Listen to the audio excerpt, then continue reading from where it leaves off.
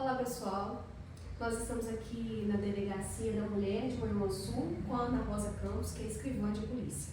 Vamos iniciar nosso podcast sobre a violência contra a mulher, violência doméstica. Como nossa primeira pergunta, Ana Rosa, na sua experiência, quais que são as maiores barreiras que uma mulher em situação de violência enfrenta ao tentar acessar o sistema de justiça pela primeira vez? Então, primeiramente agradecer a possibilidade, aqui a oportunidade de falar com vocês da Rede Doctor para o pessoal do curso de Direito.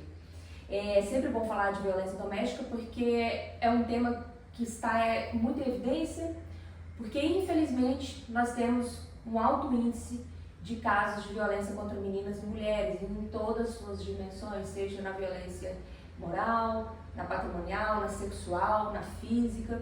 Então temos que falar, é um assunto que precisa ser discutido.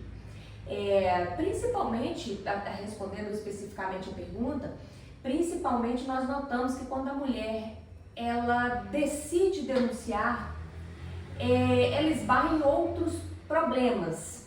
Quais sejam, eu vou explicar. Imagina você que uma mulher está passando por violência doméstica já tem muitos anos. E aí ela decide dar o grito final. Ela fala assim, olha, agora eu vou romper com essa situação de violência doméstica. Só que quando ela decide fazer a denúncia, todo mundo acha que é muito simples. Eu só ir na delegacia denunciar, mas quando ela pensa nessa denúncia, ela já imagina assim, olha, se eu denunciar o meu marido porque ele está me agredindo, e aí ele sair de casa, quem vai pagar as contas do lar? Porque tem muitas mulheres que dependem financeiramente do agressor. Então, não é só ir fazer a denúncia, ela pensa como que eu vou me manter, como que eu vou criar meus filhos. Muitos casos também, a questão do obstáculo da religião. Sim. Tem mulheres que pensam que denunciar o marido elas vão romper com o casamento, elas vão destruir o casamento que foi sacramentado na igreja. Então ela sofre pressão da comunidade religiosa dela. Você vai acabar com o seu casamento, tenta mais uma vez. Vai para a igreja, pede a Deus que ele vai mudar. Tem também o medo de perder a guarda dos filhos. Tem mulheres que pensam, se eu denunciar, eu vou perder a guarda dos filhos, porque ele vai vingar de mim, vai tomar a criança de mim. Tem os próprios familiares do agressor que passam a ameaçar a mulher também. Se você denunciar o seu marido, se você denunciar o meu filho, no caso da sogra, eu vou fazer da sua vida um inferno. Eu vou parar de te ajudar com as crianças. Tá vendo o tanto de problema? Quantos empecilhos? Não é só ir na delegacia, fazer o boletim, fazer a denúncia. Então, muitos desses obstáculos acabam fazendo com que a mulher deixe de realizar a denúncia. Então, na hora de julgar, por que nunca denunciou? Tentar entender. Eu, enquanto policial, eu sempre quero que a mulher denuncie. Falo aqui com elas, denuncie, sai desse relacionamento. Só que depois elas vão me contar, eu falo, eu não tenho condições de ir lá dentro da casa daquela mulher sustentar aquela família para ela poder largar o marido. Então, tá vendo como que é importante políticas públicas, que o Estado haja de uma maneira realmente efetiva para poder dar para a mulher empoderamento financeiro. Outros casos também que são obstáculos, a dependência que é muito presente, a dependência emocional. Sim. Ela gosta ainda daquele homem que a agride, que a manipula, que é tóxico com ela. E ela não consegue, porque ela fica com pena daquele homem, ela pensa que vai atrapalhar aquele homem no mercado de trabalho. Então não é fácil o processo de denúncia. Da rede de apoio. A ausência da rede de apoio, porque, como eu disse anteriormente, às vezes quando a mulher vai denunciar, a própria família que às vezes a ajudava fica contra ela. Sim. Ela não tem para onde correr. Então não podemos julgar e tentar entender, porque a violência doméstica ela é multifatorial. Tem muita coisa por trás dela. Como se fosse a ponta de um iceberg, né? A gente acha que é só aquela pontinha, mas por baixo tem toda uma imensidão de problemas que muitas das vezes o Estado não dá conta de ajudar ou de resolver. Entendi. Como a rede de proteção atua de forma integrada para garantir que o primeiro contato da vítima seja um acolhimento e não uma revitimização? Através de cursos, Todo mundo que está inserido na rede está sempre se capacitando, fazendo cursos de abordagem, para saber como abordar essa mulher, para evitar os julgamentos que muitas das vezes todos fazem. Sim. Então, além dos cursos de capacitação, a rede tem que manter o diálogo. Então, a delegacia tem que conversar muito com o CRES tem que conversar com o CRAS, A Polícia Militar tem que estar junto nesse diálogo também, o Ministério Público, o Judiciário, todo mundo tem que estar muito casadinho, porque é uma estrutura, como se fosse um dominó, né? Se um cair, todos vão cair também. Todo mundo precisa estar trabalhando de maneira integrada para que cada momento, se for necessário, você encaminhar a vítima para aquele serviço. Tem muita vítima que vem na delegacia da mulher, mas não é só a delegacia da mulher que ela precisa de uma assistência jurídica. Então a gente encaminha ela para onde ela encontra assistência jurídica de forma gratuita. Ela às vezes precisa de um aluguel social, né? Às vezes ela está precisando de tratamento psicológico para ela e para as crianças que são também testemunhas da violência e vítimas também da violência que a mãe está sofrendo. A Lei Maria da Penha prevê medidas protetivas de urgência. Na prática, como é o processo para solicitar e definir essas medidas? Quais que são os desafios para que ela seja implementada com a celeridade que a lei exige? Eu costumo dizer que aqui em Manhuaçu, né, na nossa comarca de Manhuaçu, as mulheres são privilegiadas. Em que aspecto? Aqui a medida protetiva sai muito rápido, ela é deferida para a mulher muito rápido. Então aquele prazo lá da lei de 48 horas, a mulher quase nunca, assim, só em caso de exceções, às vezes a mulher vem pedir protetiva e é um caso que não cabe protetiva. Tem mulher que vem para pedir protetiva e não cabe, de fato. Mas nos casos comuns, que é a maioria deles, que é realmente a mulher veio aqui e trouxe pra gente uma situação de risco, no mesmo dia aquela mulher já é intimada da medida protetiva. A gente tem aqui a coordenação da Delegacia da Mulher, a cooperação da Delegacia da Mulher com a Polícia Militar. Então, às vezes a mulher está lá em Alegria, distrito de Simonésia, muito longe daqui, né? Sim. E aí ela está lá em Alegria e ela chama a Polícia Militar. E a Polícia Militar vai atendê-la, mas é caso de medida protetiva. Já passa o número do Chame a Frida para ela, que é o nosso projeto principal aqui, da Polícia Civil. E a mulher já faz contato com o Chame a Frida, já pede um horário para vir para a delegacia. E já ela é atendida assim, de um dia para o outro, ou no mesmo dia.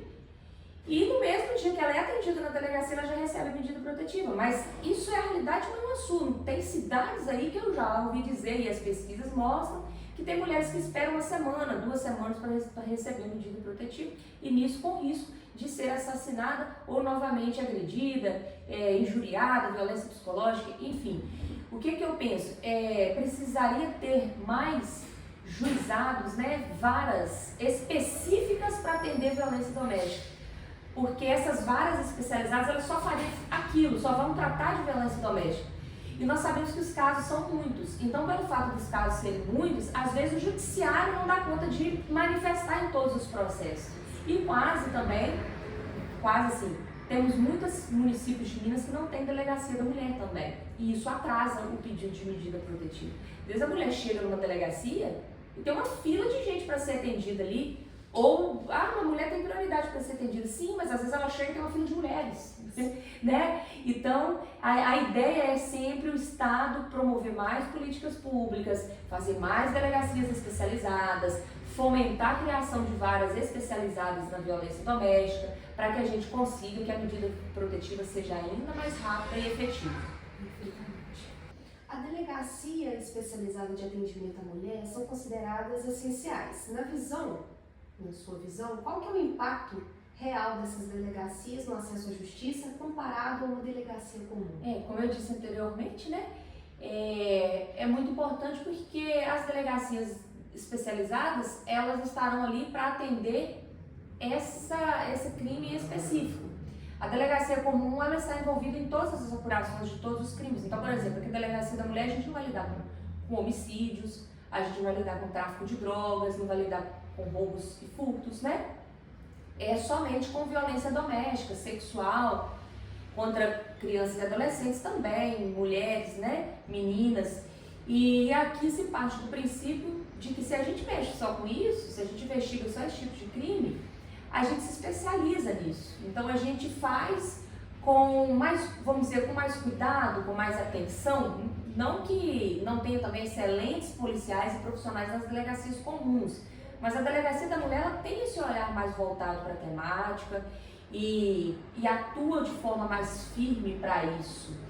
Essas delegacias também pressupõem que os policiais que ali estão, que trabalham na delegacia da mulher, vão ter capacitação específica para lidar com esse público-alvo. Em relação também à questão da demanda, né, de agilidade dos processos. Isso, o que gera naturalmente a maior agilidade dos processos. Quais são os principais protocolos que se deve seguir ao atender uma vítima de violência doméstica para garantir que a abordagem seja técnica e sensível? O principal protocolo que a gente adota aqui primeiramente, a mulher ela não é atendida no balcão. Quando você chegou aqui, você deve ter percebido, né? Depois, se você quiser até que a gente passe um vídeo, para você mostrar para tudo como que é aqui a estrutura, eu te mando que a gente tem um pronto. Quando você chega aqui, você vê que tem um balcão de atendimento ali na recepção.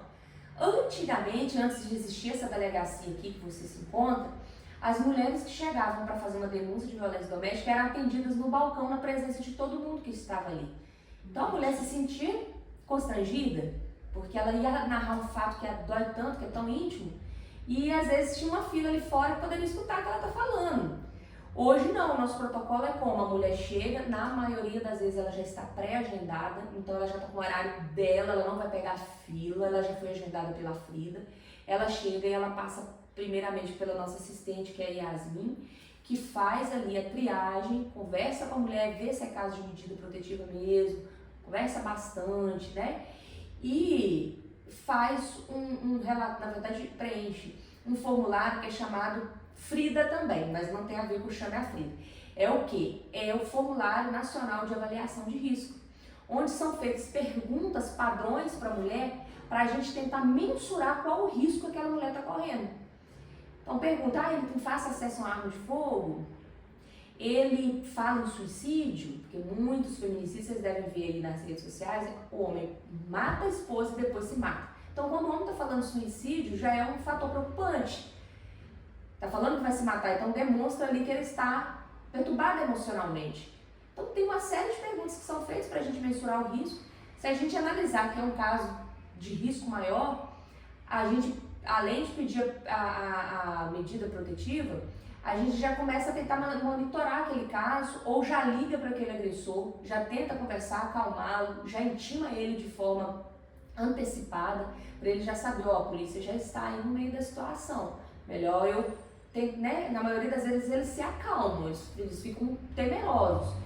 Então a gente faz essa triagem para ver o grau de risco que a mulher está sofrendo, para a gente impedir feminicídio, que é a nossa principal bandeira aqui no Iguaçu, que é o trabalho da prevenção, sabe? E isso impacta também, influencia também, no fato de que muitas das vezes a gente tem que dar conselhos para a própria vítima se proteger, porque a mulher, ela chega aqui, parece que ela não entende o risco que ela está correndo. Tem muitos que chegam com medo, mas tem outros que a gente fala assim, tá, mas ele está te ameaçando e você encontrou com ele? Ah, eu encontrei porque eu queria saber o que ele estava falando, o que ele queria falar. A gente fala, mas ele estava te ameaçando de morte. Mas eu encontrei. Aí a gente tem que ser um pouco mais firme com aquela mulher. Olha, feminicídio existe, a senhora assiste televisão, vê os noticiários, a senhora não pode encontrar com ele, mas a senhora está se arriscando. Porque parece que a mulher fica num estado de choque e ela não entende o risco. Então, muitas das vezes também a gente precisa ser mais firme com a mulher para ver se ela toma mais cuidado, tá? O que mudou na prática com a tipificação do crime de feminicídio? Essa mudança na lei trouxe um olhar diferente para as investigações? Sim, porque atualmente as investigações de feminicídio são feitas com a perspectiva de gênero, que a gente fala assim. Então, a investigação contra a mulher, contra a mulher não, a investigação que vai apurar um crime violento contra a mulher. A gente já se pauta na possibilidade de ter sido um feminicídio. Então vai se trabalhar ali analisando como era o relacionamento dela, se era conturbado, se teve ameaça pretérita antes do crime de feminicídio.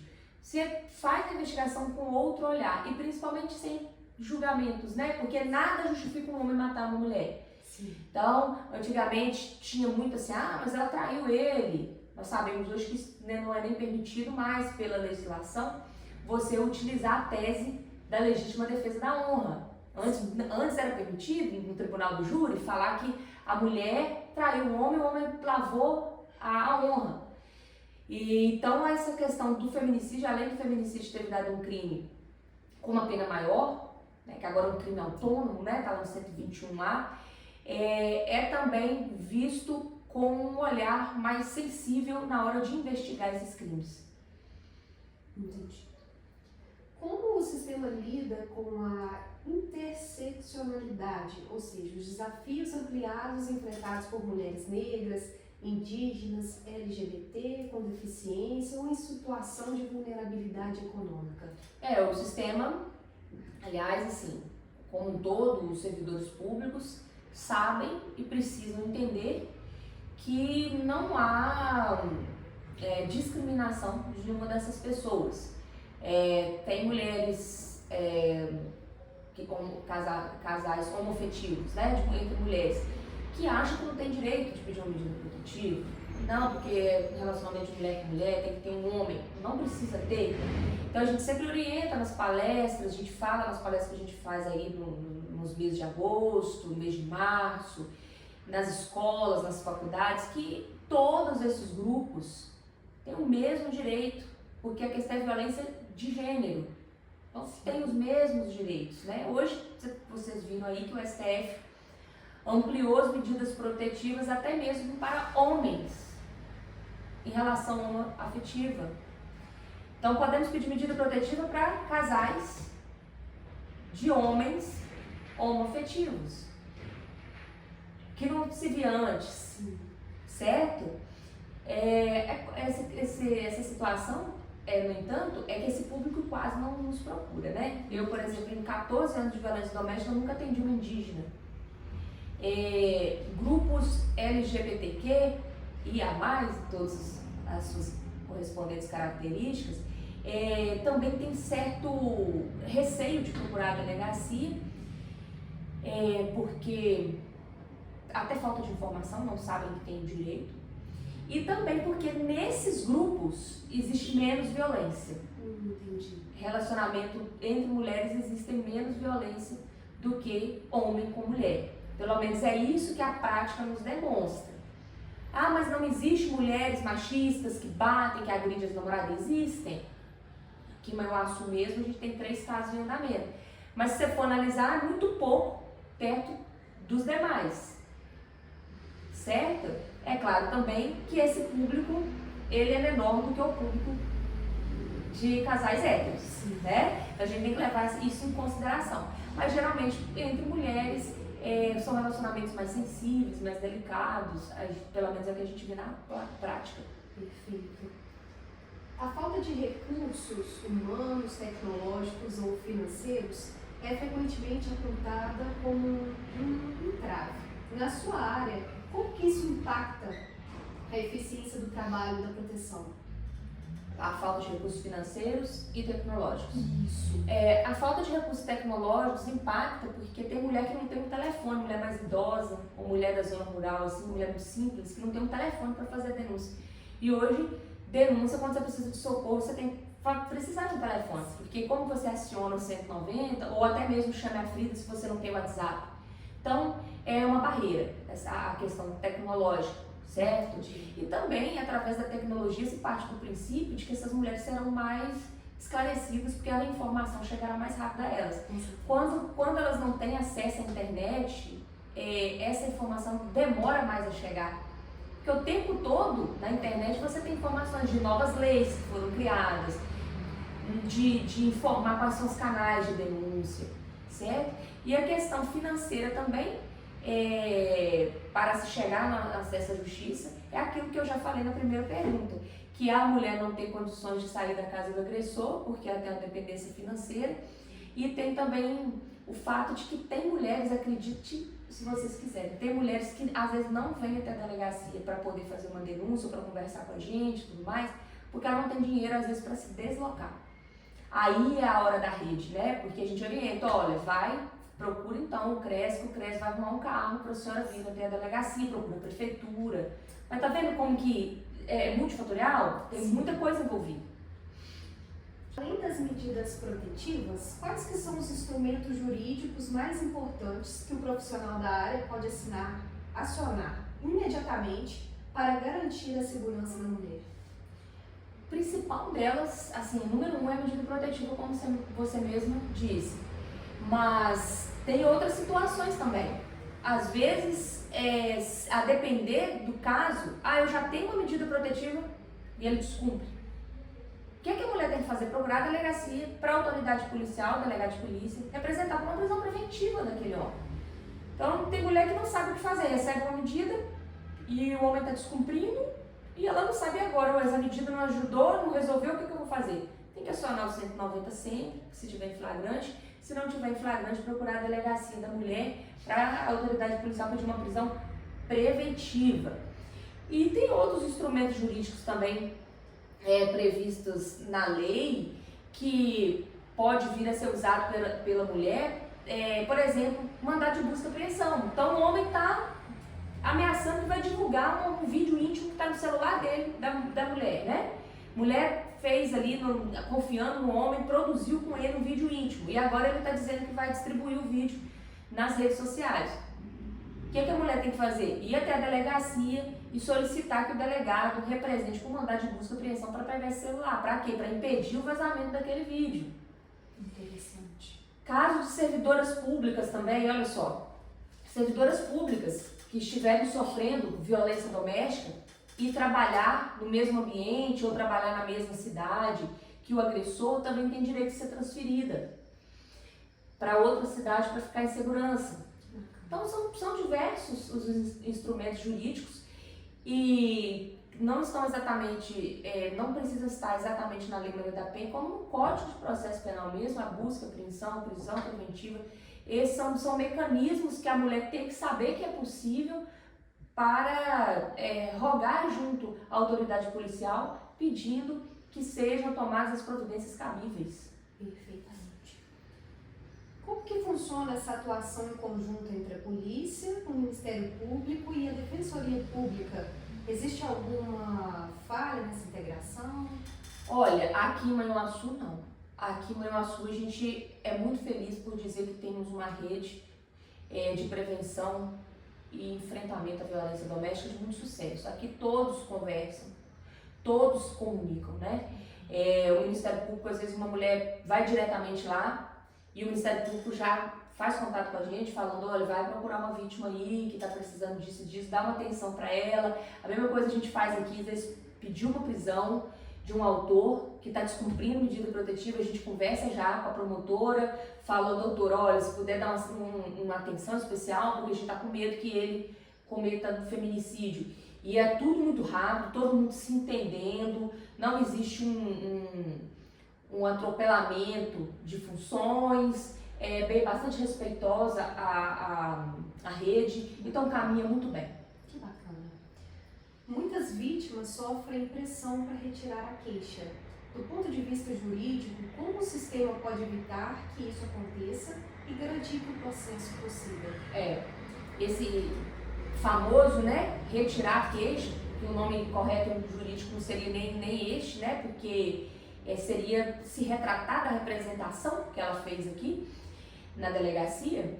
Quando a mulher ela quer se retratar, é muito difícil que a gente impeça e a convença a não fazer. Porque a maioria das vezes ou ela está sendo ameaçada, ou porque ela voltou com o agressor, ela reatou com ele, e aí ela está de novo no ciclo da violência doméstica, que é a lua de mel. Ela está vivendo a lua de mel, ele prometeu que vai mudar, que vai para a igreja, deu flores para ela, parou de beber. Então, assim, ela está em love com aquele agressor.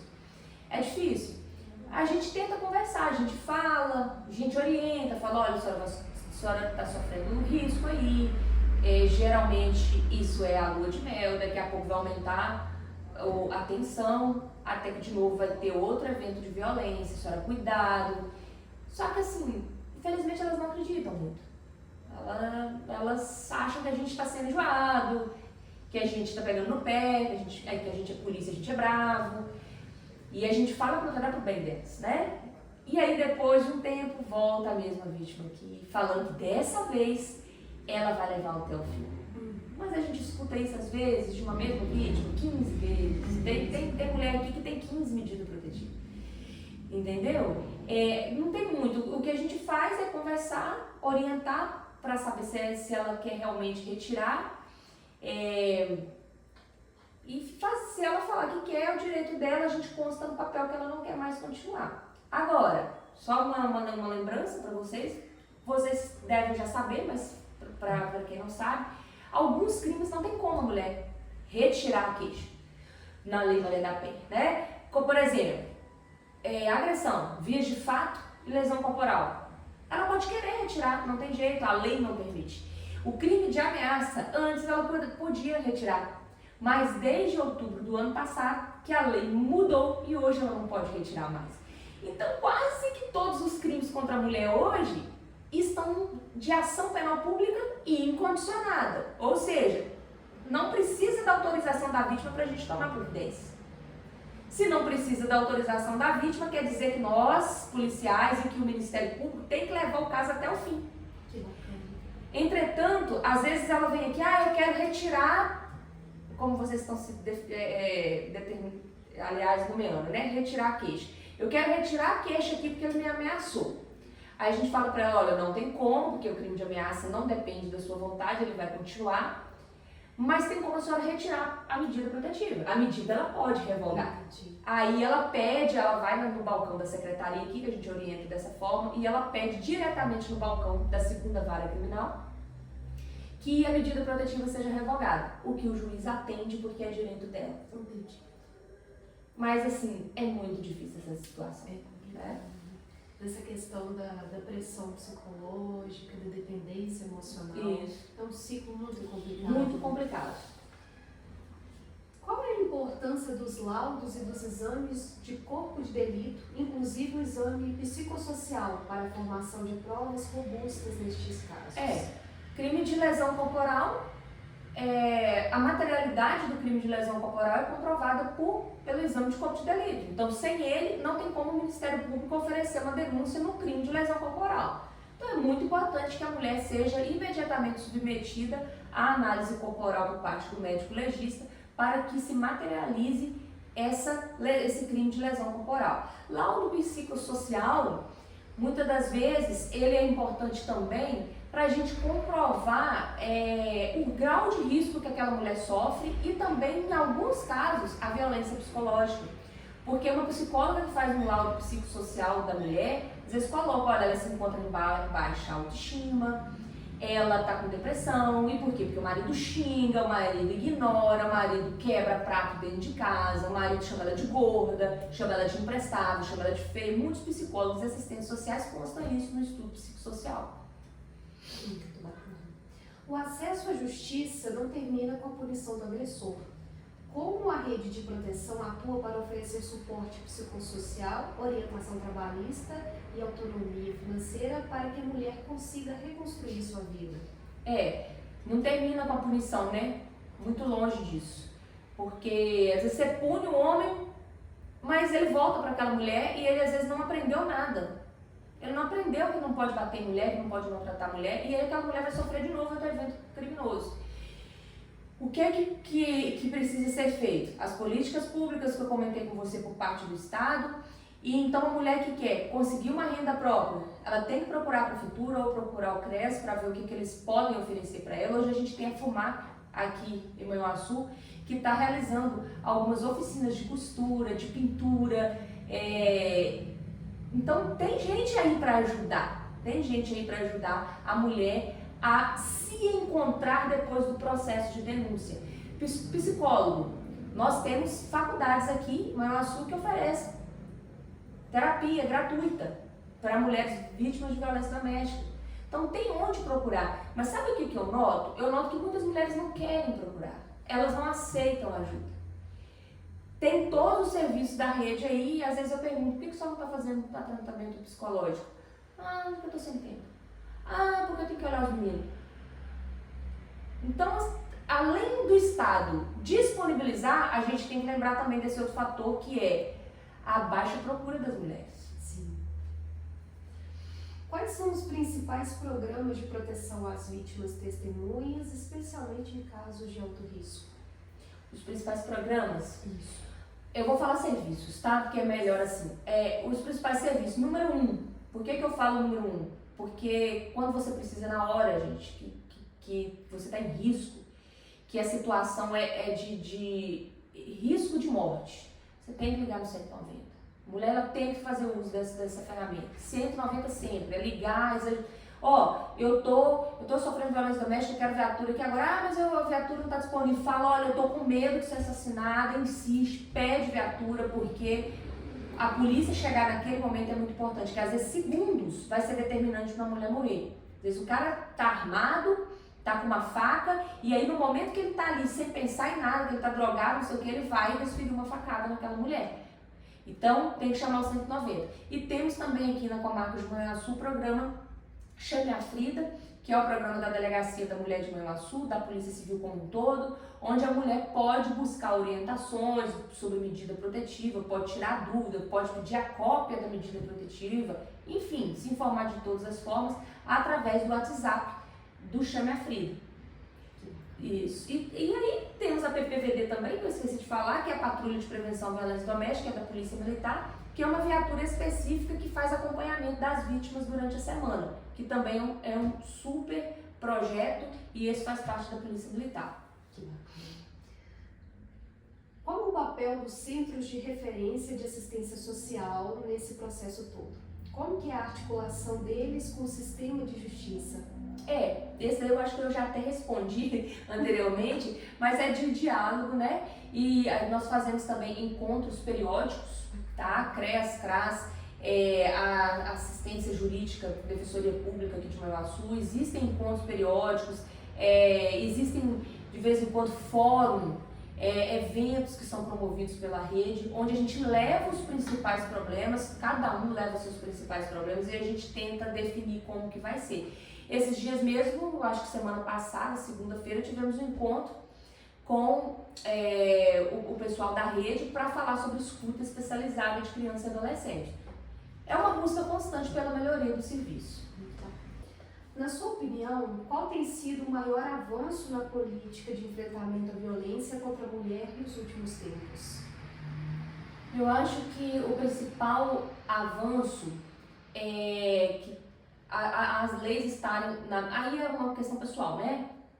Eu acho que essa questão de termos um judiciário cada vez mais preocupado em ser célere nos casos de violência doméstica, então essa expedição rápida da medida protetiva, porque a medida protetiva é o principal instrumento para a gente combater a violência doméstica, e essas modificações que nós tivemos em outubro de aumento das penas relacionadas aos crimes contra a mulher. Então, às vezes você pode pensar assim, nossa, mas essa Ana gosta muito de pena alta, mais punição. Aí a questão a impunidade também leva ao crime contra a mulher.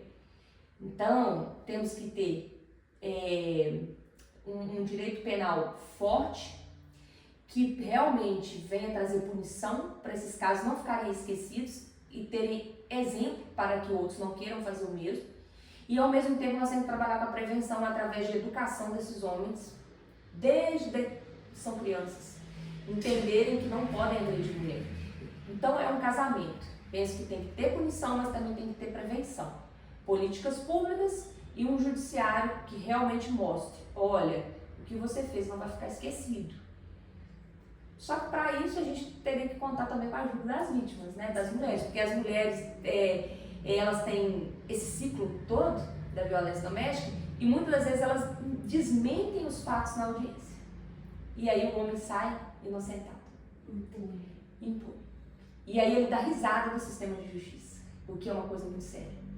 E aumenta esse senso de impunidade. Aumenta o senso de impunidade. Há algum perfil de vítima e perfil de agressor? Não. A violência doméstica ela é democrática, ela atinge todas as classes sociais, independente de quanto que a pessoa ganha, de qual a escolaridade dela. A diferença é que mulheres que têm um poder aquisitivo maior e que às vezes têm um grau de escolaridade maior, elas procuram menos a delegacia, porque elas não querem se expor. Então, elas resolvem ali no íntimo da família. Às vezes elas contratam um advogado, faz um acordo e resolvem por ali. E tem medo de vir na delegacia se expor. Ah, todo mundo vai ficar sabendo que eu sou vítima, eu sou uma médica, todo mundo vai saber que a médica apanhou do marido. Ah, eu sou uma empresária muito rica, eu vou na delegacia falar que eu fui agredida. Então, quem mais nos procura são as mulheres que menos têm capacidade, condição financeira. Essas têm menos vergonha, porque elas só têm a gente para recorrer mesmo. Elas não têm o sistema todo, como advogado, como família, elas só têm a gente para recorrer. O que ainda precisa ser drasticamente melhorado para que o acesso à justiça saia do papel e seja uma realidade para todas as mulheres, independentemente da sua localização ou condição social? Mais delegacias das mulheres mais próximas, policiais mais capacitados para atendê-las. Eu acho que isso é o fundamental, porque quanto mais próximo a polícia e elas sentirem que a polícia não é algo contra elas, e sim a favor, elas têm mais coragem de denunciar. Muito bacana. Como a educação e a conscientização, inclusive de meninos e homens, pode ser uma ferramenta de prevenção a longo prazo e qual que é o papel das instituições nisso? Isso aí é o principal para a gente vencer a luta da violência doméstica, tá? Conscientizar os homens e reeducá-los e educar os pequenos. E educar não só os homens, as mulheres também. Porque tem muita mulher machista que naturaliza a violência, acha que tem mãe, eu já ouvi mãe aqui na delegacia, não foi um nem dois casos, que defende o filho dele por ter batido na esposa. Não, mas ela caçou. Isso é escuta de mulher, né? Então, nós temos que trabalhar com essa mudança de pensamento, de paradigma. Aqui em Manhuaçu também, cidade que é, como eu falo para você, privilegiada, aqui em Manhuaçu nós temos um curso para agressores de agressores de mulheres. Então, quando a mulher pede uma medida protetiva aqui em Manhuaçu, exemplo, a Maria veio aqui pedir uma medida protetiva contra o João. A medida protetiva dela vem que o João não pode aproximar dela, não pode falar com ela, não pode ir nos lugares que ela frequenta, mas vem também que o João frequente o curso da delegacia. Então, o João vai ter que fazer um encontro aqui conosco, na verdade eu falo aqui conosco, mas é com a psicóloga do grupo. Ele faz um encontro, na verdade são 10 encontros, e cada encontro desse é um tema. Ele vai falar de álcool e outras drogas, ele vai falar de violência doméstica, ele vai falar de sexualidade precoce, um monte de tema bacana. Para ele entender, olha, no final do curso ele entender e falar assim, gente, eu tava com uma ideia diferente, né? Eu tenho que respeitar, porque uma mulher tem o mesmo direito que eu.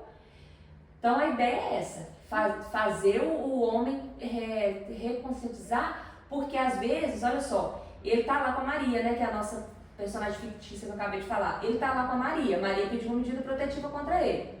Aí ele, mas a Maria termina. Maria, conseguiu se livrar dele, graças a Deus. Mas depois ele vai conhecer a Joana. E aí, se ele não tiver aprendido nada, o que ele vai fazer? Vai fazer o mesmo que ele fez com a Maria e com a Joana. E é isso que a gente não quer. A gente não quer só resolver o problema da Maria. A gente quer transformar aquele homem para que ele não faça novas vítimas. Mudar o padrão. Mudar o padrão. Perfeitamente. A tecnologia tem sido tanto como uma ferramenta de ameaça, por conta da cyberviolência, quanto de auxílio por conta de aplicativos e meios de denúncia, né? Isso. Como que você vê esse duplo aspecto? A tecnologia chegou para ajudar e para atrapalhar também, né? Nós aqui da polícia, a gente vê que os crimes hoje, por exemplo, estelionato, 80%, falando assim, não estou partindo de uma pesquisa real, não, mas é da minha experiência aqui. 80% dos estelionatos hoje estão sendo por meio digital, certo? E os crimes contra a mulher aumentaram muito por meio digital, por quê? Hoje mesmo eu fiz 2 atendimentos, né? Não, um hoje e um ontem, sobre ameaça. Todas as 2 ameaças eram com o celular, porque o cara tá discutindo com a mulher no Zap, né? No WhatsApp. E ele tá discutindo com a mulher e aí, vou dar um tiro na sua cara se você ficar me amolando com isso de menino, com isso de pensão. O WhatsApp hoje é um mundo à parte. E os crimes estão acontecendo lá. Só que a gente sabe também que a tecnologia tem algo bom. Por quê? Existem ferramentas, né, em outros estados, por exemplo, tem o botão do pânico pelo próprio celular. A mulher pede socorro apertando o simples botão. Mulher conversa com a delegacia hoje aqui em Manhuaçu através do Chame a Frida pelo WhatsApp também. Então temos que saber lidar. Ver o que traz de bom e o que traz de ruim e tentar alertar. A gente sempre alerta também no sentido da mulher tomar cuidado com fotos íntimas, os famosos nudes, porque enquanto está na lua de mel, está no amor, confia e envia os nudes. Mas depois que briga, o homem acaba utilizando aquele nude para fazer ameaça e coagir a mulher. E uma vez que isso cai na rede, é muito difícil da gente parar aquela propagação. Entendeu? Para finalizar, que mensagem você gostaria de deixar para que as mulheres que estão ouvindo esse podcast e que podem estar passando por uma situação de violência, mas têm medo ou não sabem por onde começar, busquem ajuda? Eu costumo dizer aqui para as mulheres que pode ter a polícia mais atuante de todas, pode ter o judiciário mais atuante de todos. Se ela mesma não quiser ajuda, não adianta nada disso. Porque às vezes eu faço um atendimento para a mulher aqui, super rápido, ela consegue a medida protetiva, eu narro tudo, junto provas, faço um serviço super bacana, eu penso, esse homem não vai escapar, esse homem vai pagar por que está fazendo com essa mulher. Ela sai pela porta da delegacia, ele manda uma mensagem para ela pedindo perdão e ela volta para os braços dele. Como que eu vou impedir, eu vou tirar a autonomia dessa mulher? Essa mulher tem direito de fazer o que ela quiser da vida dela, né? Só que tá voltando pro ciclo vicioso, pro ciclo de violência, certo? Então, se a mulher não quiser mudança, você, mulher, tem que entender que a mudança parte de você. Você tem que se amar mais e entender que você não merece um homem agressor, um homem tóxico, que te diminui, que te agride, que não aceita a cor do seu cabelo, que não aceita o jeito que você se veste. É nesse momento aí que eu bato. É amor próprio. A mulher tem que buscar o amor próprio. E saber que pode contar com a polícia para poder fazer as denúncias. Porque quando busca, a gente aqui, inclusive em Manhuaçu, a gente é considerado muito rígido. A gente pega junto ali. Mas muitas das vezes nós somos frustrados porque as mulheres não querem mais o nosso trabalho, o direito delas, mas a gente fica triste por imaginar que daqui a pouco ela vai voltar e pode ser que volte pior, volte até assassinato. Já perdemos mulheres aqui que sentaram nessa cadeira que você está sentado e que relataram pra gente que não vai acontecer de novo, ou deixaram de nos contar alguma coisa e aconteceu crimes bárbaros aqui da comarca de Manhuaçu. Então a ideia é essa, amor próprio em primeiro lugar. Não ache que você vai mudar o homem. Ele batia na ex dele, mas comigo vai ser diferente. Não vai ser diferente, eu sinto te dizer. Ele vai te iludir nos primeiros dias, nos primeiros meses ou até anos, mas ele vai mostrar a verdadeira face em um momento ou no outro. Então você não é, eu brinco aqui com ela, você não é clínica de homem, tá? Queira ser respeitada, valorizada e se precisar da polícia, não se cale, denuncie e deixe que a gente faz a nossa parte aqui, que a gente sabe o que está fazendo. Perfeitamente. Muito obrigada pela contribuição. Foi de grande valia para nós.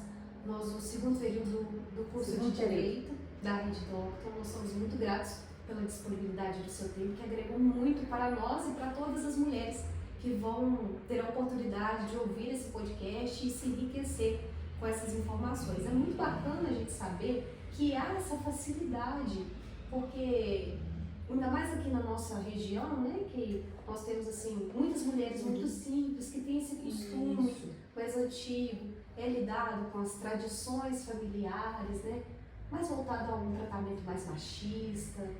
É bacana saber que há todas essas possibilidades de ter uma rede de apoio.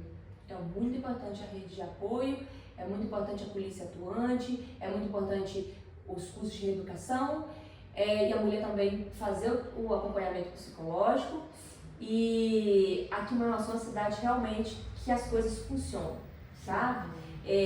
Funciona, a gente corre atrás e a gente gostaria de ver as mulheres entendendo que violência doméstica não é brincadeira e que mata, né? Mulher morre e muito na mão de homem. E assim, gostaria também de agradecer tá bom? Pelo convite. Falar com estudantes de Direito é muito bom. Eu também fui aluna doctor. E quando a gente está estudando Direito, é um mundo que se abre, né? Sim. A gente vai aprendendo muitas coisas, a gente vai entendendo muitas coisas. E a Lei Maria da Penha, eu costumo dizer, se você não gosta do tema, esse tema é muito chato, muito repetitivo, toda hora fala nisso, o tempo todo fala nisso, televisão, Instagram, sinto muito, mas hoje, se você vai fazer prova da OAB, tá lá uma questão de violência doméstica. Você vai fazer prova de concurso público, tem violência doméstica. Toda hora tem uma mudança legislativa relacionada à violência doméstica. Tem projeto de lei que está sendo discutido o tempo todo sobre violência doméstica. Você vai ter que falar disso. Vai advogar depois, vai ser criminalista, você vai atender muita Maria da Penha, seja acompanhando a vítima, seja vindo aqui para tratar com o agressor que está preso, você vai participar de um flagrante aqui com o delegado. Então, gente, é muito importante, eu parabenizo pela escolha do tema e espero ter somado. Tá? Demais, muito obrigada.